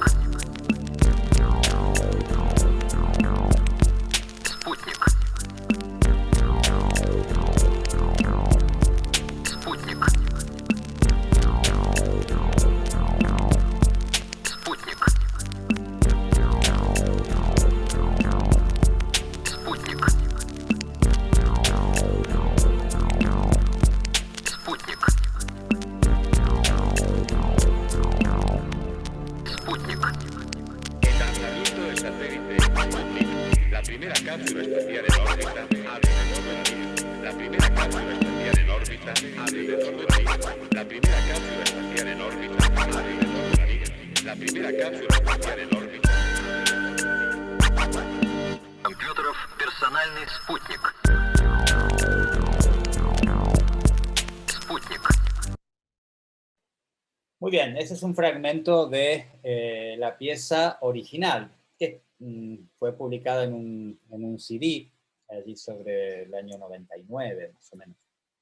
Bien, aquí entonces, en el modo Arrangement, vamos a escuchar una reversión de esa pieza con fragmentos, nuevos sonidos, pero también los mismos sonidos, algunos de esos sonidos aislados que yo tenía guardados, archivados de aquella grabación, y ya puestos en el DAW, en el Ableton, procesados, editados de distintas formas, en una nueva versión a partir de aquella pieza.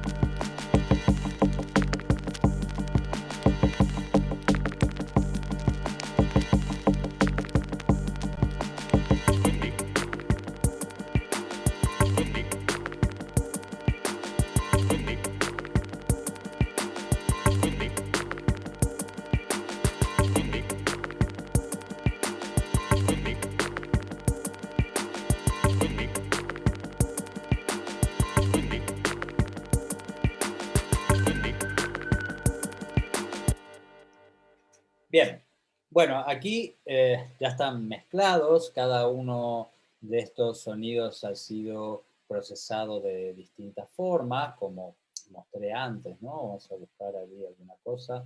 Por ejemplo, aquí, en esta pista, la número 23, tenemos un ecualizador que recorta bastante en los extremos de la señal.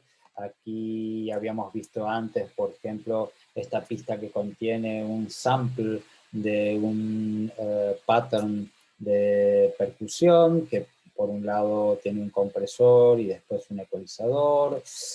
Aquí también ecualización, aquí no hay nada, aquí tampoco. Bueno, en fin, distintos procesos. Vamos a mirar aquí el operator. Bueno, habíamos visto ya, ¿verdad? Que tenía por un lado un compresor, un ecualizador y un delay. Aquí lo mismo, el sampler, un chorus, un overdrive y una reverberación. Y hay además una serie de procesos que son por envío y que van a parar aquí a estas 3 pistas de retorno, que una contiene un algoritmo de reverberación, la otra otro algoritmo de reverberación y por último una que tiene un eco, que es una línea de retardo. Estas 3 pistas de retorno es posible utilizarlas con cualquiera de las pistas que forman la mezcla. Por eso tengo 3 envíos, en realidad el número de envíos y retornos puede ser hasta 12. Tengo 3 envíos A, B y C para que desde las distintas pistas yo pueda enviarle, por ejemplo, desde aquí donde dice pattern, desde esa pista por el envío A, envío señal para que este algoritmo le agregue reverberación a esa señal y yo tenga luego una mezcla entre la señal directa que sale de pattern, de la pista 24, y la señal procesada por la pista de retorno A. Entonces, además de los procesos que puede haber en cada pista en particular, yo puedo tener procesos generales aplicables a distintas pistas de acuerdo, obviamente, a las necesidades. A veces, como ven, por ejemplo, esta pista que dice Bearing Noise no tiene ningún envío, o sea, no va nada, nada está procesando esa señal, y tampoco tiene proceso en particular en la pista. No todo tiene que ser procesado, no todo tiene que ser ecualizado, no todo tiene que ser comprimido, no todo tiene que tener reverb, no todo tiene que tener delay. Hay que hacer un balance y ver qué es lo realmente necesario para llegar a una buena mezcla, que es lo que buscamos. Bien.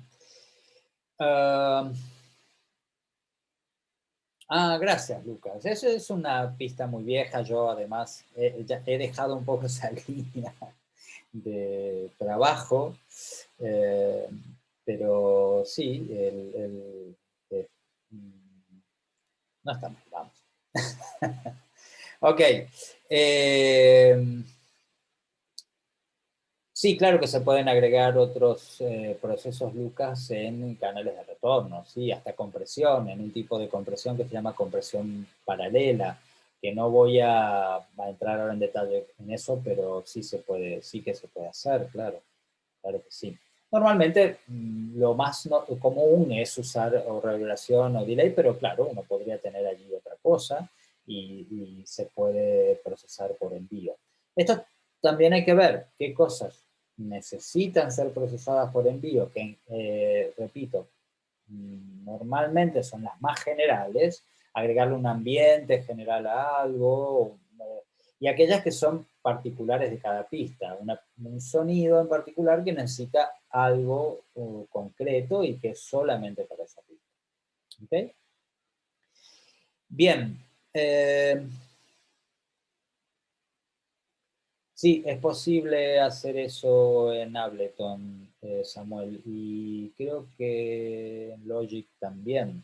No hablo de cosas que no conozco. En Ableton sí, en Ableton se puede hacer ese tipo de conversión. Es posible, sí.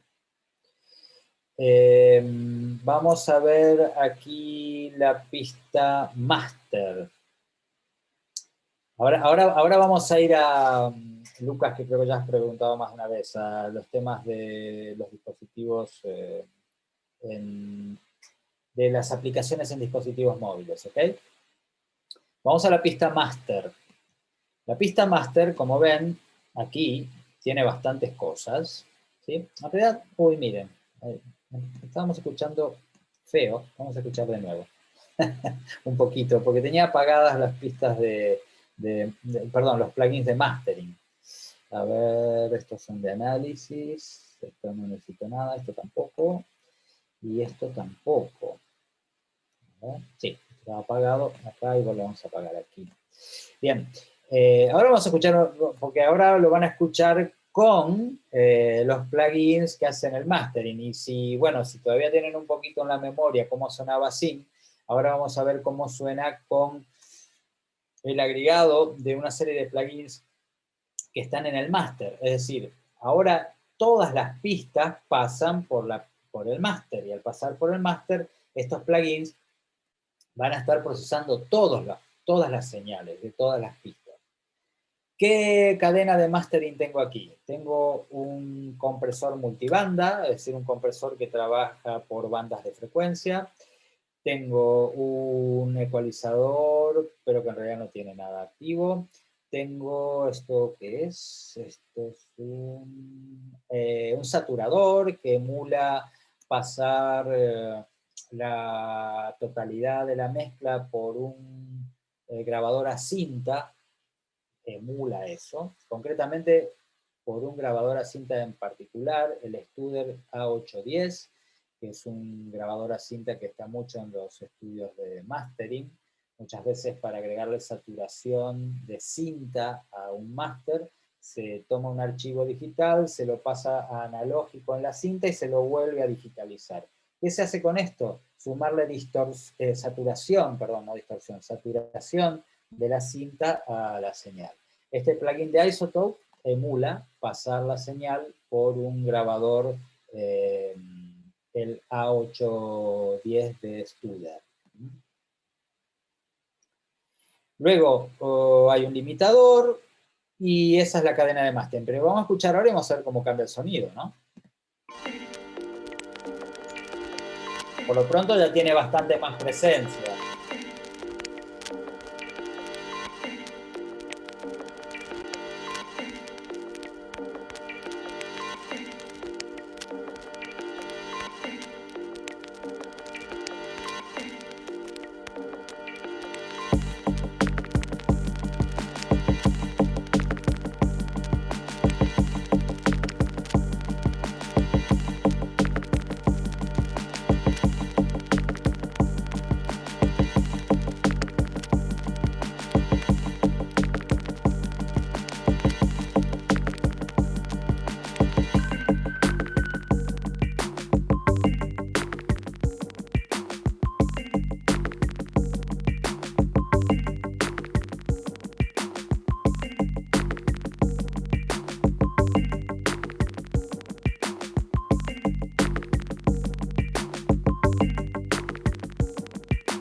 El lanzamiento del satélite Sputnik, la primera cápsula espacial en órbita alrededor de la Tierra.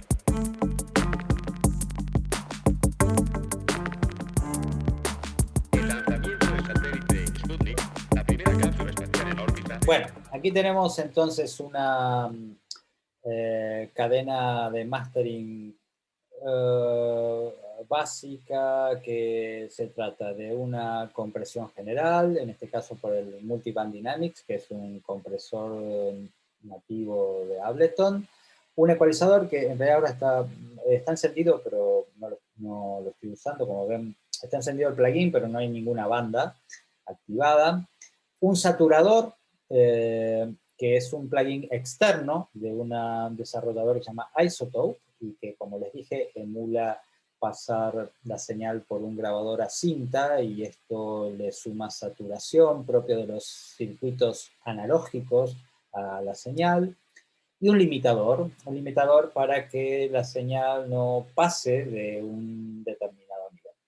Los plugins que están después, que están apagados, esto que está gris es porque están apagados, son fundamentalmente plugins de análisis, y que utilizo en mezcla y mastering para visualizar distintas cosas de la señal.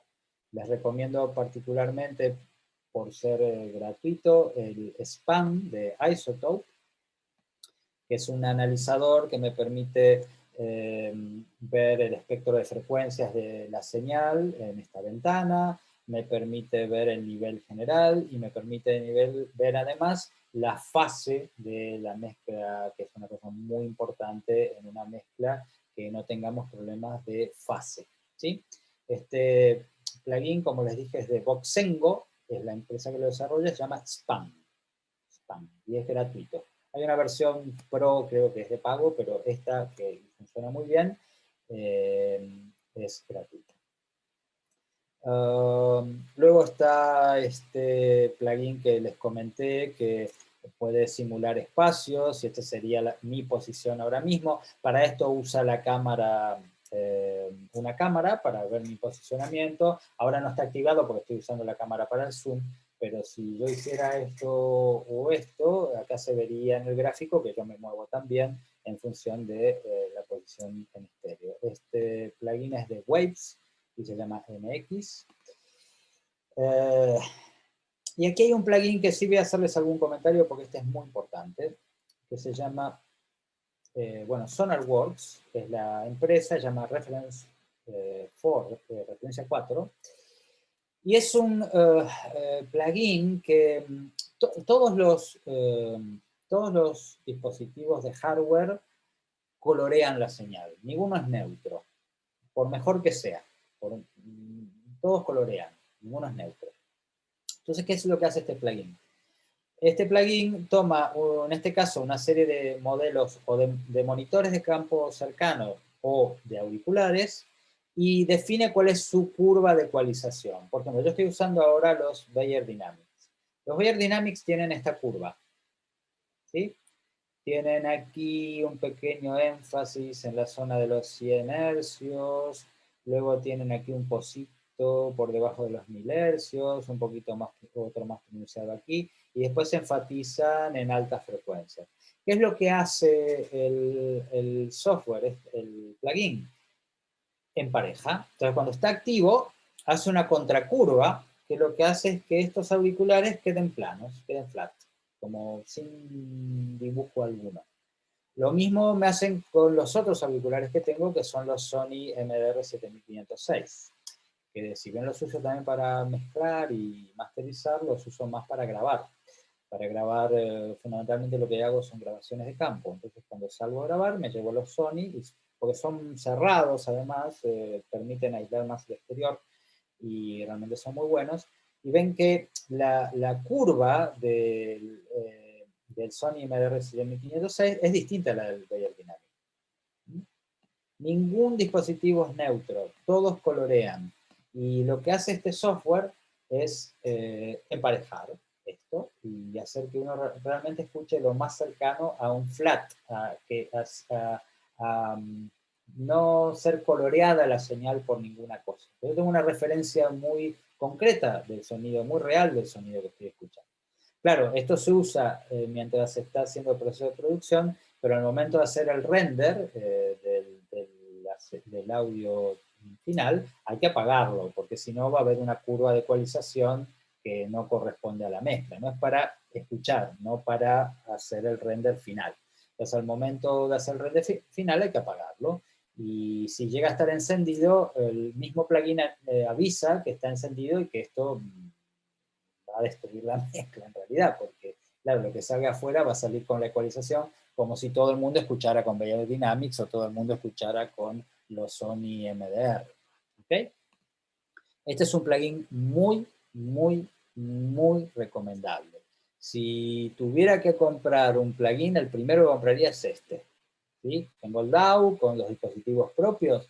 Si tengo que comprar un plugin, el primero que compraría es este.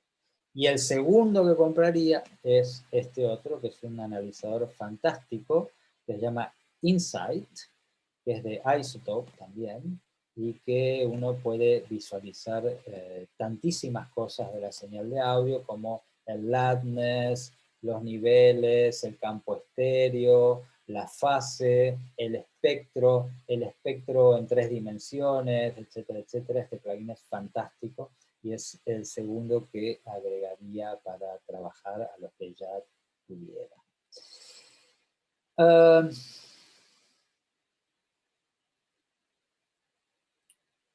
A ver, vamos a ver, una serie de preguntas aquí.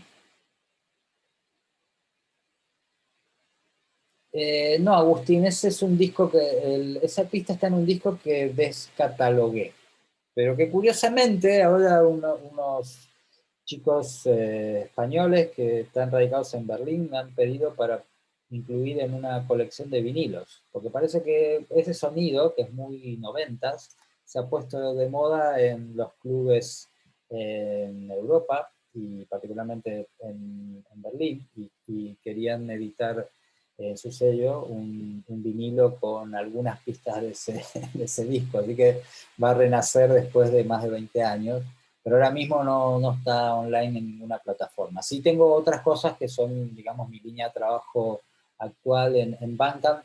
Hoy casualmente publiqué un nuevo trabajo en Bandcamp.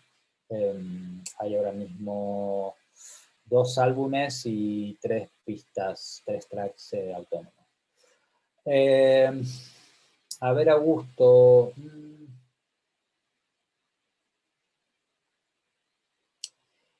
Lo que hace Augusto es que el SonarWorks lo que hace es que tú escuches en tu trabajo todo sin ningún tipo de color agregado por los dispositivos de hardware que uses. Obviamente, en la lista de auriculares que tiene medidos reference 4, no están todos, pero hay una gran cantidad y de distintas marcas, de las marcas profesionales, Audio-Técnica, Sennheiser, Beyerdynamic, etc. Entonces uno elige el auricular dentro de un menú que hay allí y SonarWorks le va a hacer la curva y uno va a escuchar sin el coloreado que le hace el hardware a la señal. Luego, cuando lo escuches en un móvil, en un celular, lo que va a ocurrir es que va a estar coloreado por los auriculares del celular, pero ya ese no es tu problema. Tu problema es que la mezcla salga lo mejor posible de tu producción. Luego, como escucha cada persona, ya es un problema de cada persona, y si escucha con los auriculares de los móviles y escucha fatal porque son malísimos, ¿vale? Si escucha en su casa con un altavoz puesto allá arriba en la biblioteca y otro acá abajo, va a escuchar fatal también. Digo, ahí es una cuestión ya de cómo uno quiere escuchar música. Pero lo que uno tiene que hacer es salir de la mejor manera posible de sacar el mejor producto posible, para eso es, ¿sí? Y si se escuchan unos auriculares medio pelo, es medio pelo. no hay mucha vuelta ahí, eso es así. En una cadena electroacústica compuesta de una serie de dispositivos, la cadena se corta por el eslabón más flojo. Si el eslabón más flojo es el micrófono, y bueno, ya voy a entrar mal a todo lo demás. Puedo tener todo lo que sigue buenísimo, pero si el micrófono es malo, ya el problema lo tengo en el micrófono. Si lo que es malo es el altavoz o el auricular, el problema lo voy a tener ahí. Y si los cables son malos, cosa que nadie piensa demasiado, o mejor dicho, nadie no, poca gente piensa lo suficiente en eso, los cables tienen pérdidas, y si hay pérdida de la señal por los cables, también voy a tener el eslabón flojo allí. Gracias, Sofía, a ti. Muy bien, vamos un poquito, porque ya nos queda poco tiempo, a alguna pregunta que he tenido sobre el tema de los dispositivos móviles. Les voy a compartir ahora algo que yo tengo aquí. Les voy a compartir mi iPad. Denme un momento, que tengo que ponerlo aquí en el iPad para poderlo hacer. Vamos a ver. Aquí. Bueno, ahora en un momento deberían tenerlo. Ahí está, ¿verdad? ¿Están viendo el iPad ahora? Alguien que me lo diga, por favor.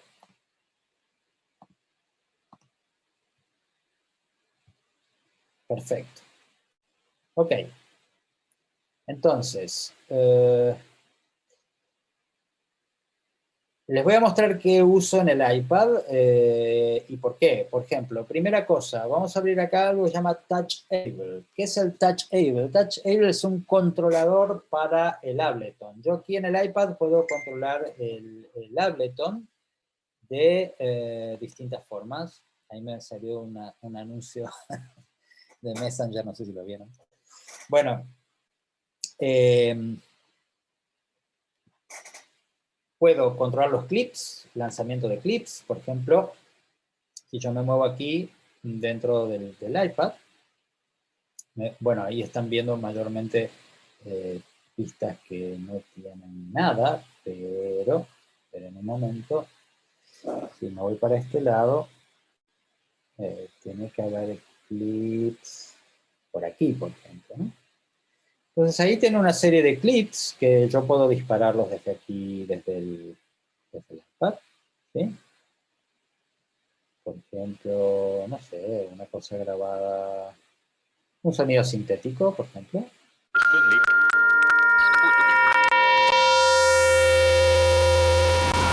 Bueno, ahí lo paré, pero lo disparé desde aquí. Puedo visualizar el mezclador, puedo visualizar dispositivos, por ejemplo, a ver, quiero ver el EQ8, bueno, ok, ahí tengo el EQ8 y puedo no solamente visualizarlo, sino con touchscreen modificar el ecualizador tocando la pantalla del iPad. Este es una aplicación que corre tanto en iOS como en Android para controlar el Ableton. Ableton tiene una unidad de hardware que se llama Push, que está en el número 2, el Push 2, que es un hardware para controlar el Ableton. Bueno, esto es una especie de push, pero puesto en una app para dispositivos móviles. Se puede hacer correr tanto en un iPad como en un móvil. Lo que sucede con los móviles es que, claro, la pantalla es un poco pequeña y no es tan cómodo trabajar con eso allí.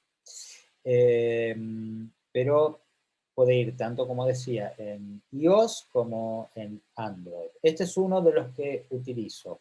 Otro que utilizo es un controlador para controlar Macs, que se llama Mira, que ahí está. Entonces, cuando trabajo con Macs, puedo tener imágenes del Macs en Mira y en Mira trabajar con faders, con knobs, con superficies X y Z, y utilizar la pantalla del iPad para esto. No lo abro ahora porque tendría que abrir Macs y luego el Mira para poderlo ver.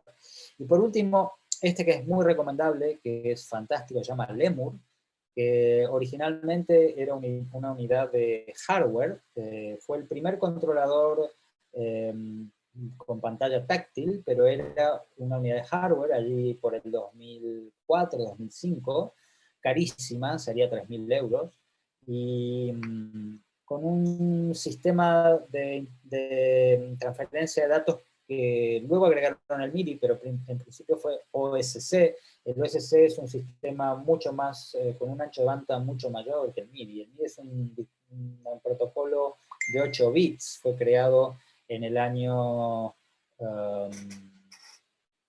1983 y todavía sigue en la versión 1.0, ahora está por pasar a la versión 2.0. Es muy bueno y funciona muy bien, está fantástico, pero el OSC tiene un ancho de banda mucho mayor y bueno, Lemur tiene la particularidad que tiene una librería muy grande, pero además de la librería de proyectos, tiene un editor en donde uno puede customizar sus propias pantallas de control con una serie de objetos que hay que programar y hay que aprender a programar para poder hacer controladores propios con los elementos que un controlador tiene y que uno puede personaliza para su trabajo. Pero normalmente, como yo muchas veces hago conciertos audiovisuales o performances audiovisuales, en el trabajo con sonido y visuales simultáneamente, tengo patches, templates hechos en Lemur, en donde hay partes de la programación que me controla el sonido, partes que me controlan visuales. Entonces a lo mejor puedo subir un fader, como voy a hacer ahora, con esto, así, y que este fader en realidad no me esté controlando volumen de un sonido, sino que me esté subiendo la intensidad de una luz, o que me esté haciendo un fade-in de una imagen, etc. todo esto, para que funcione, hay que definir cuál es el controlador y hacia qué cosa está direccionado. Lemur también está para iOS y para Android, y es de pago, y hay un sistema alternativo gratuito que se llama OSC, y que creo que también corre tanto en iOS como en Android.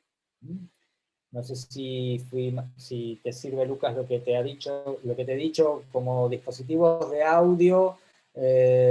Básicamente uso dos. Uno se llama Sampler, sin la E, Sampler, ahí lo ven, que es fantástico porque uno puede tocar el sonido con los dedos. Ustedes no están viendo mis dedos ahí, pero estoy poniendo los dedos sobre la forma de onda. Es una maravilla, es un sampler que uno puede trabajar con sus propios sonidos y demás.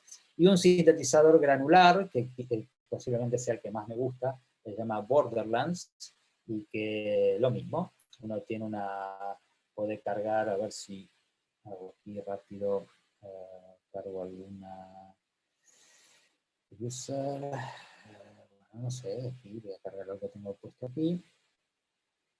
Y ahí ven unas wave shapes de un gran amigo que falleció el año pasado y que estoy componiendo una pieza de homenaje. Era, entre otras tantas cosas, clarinetista, y aquí tengo unas muestras de él tocando el clarinete y voy a trabajar con esto. Y claro, uno puede hacer síntesis granular y con este software y trabajar con las características de la síntesis granular directamente desde la wave shape, superponer sonidos, es una maravilla, se llama Borderlands. Y creo que este va solo en iOS. Creo que este va solo en iOS y en iPad, no en iPhone. Ok. Muy bien, bueno, estamos ya sobre la hora. No sé si alguien tiene alguna pregunta más. Vuelvo a decirles, esto que hemos visto es solo un pantallazo de una cosa muy vasta, pero que sirve para introducción. Ustedes piensen que yo doy cursos cuatrimestrales y siempre les digo que a los estudiantes que solamente van a tener una idea general de las cosas, que luego ellos mismos son los que van a tener que profundizar. Imagínense en una charla de 2 horas. Pero la idea de estas charlas es que sirvan un poco como input y que si ustedes tienen algún interés sobre estas cosas, las desarrollen con el tiempo o deseen profundizar en algún tema en particular relacionado a la producción. ¿Sí? Aquí no me sale esto, quiero dejar de duplicar la pantalla, pero no estoy pudiendo. A ver, un momento, vamos a hacer así. Voy aquí y lo voy a sacar, voy a poner otra cosa.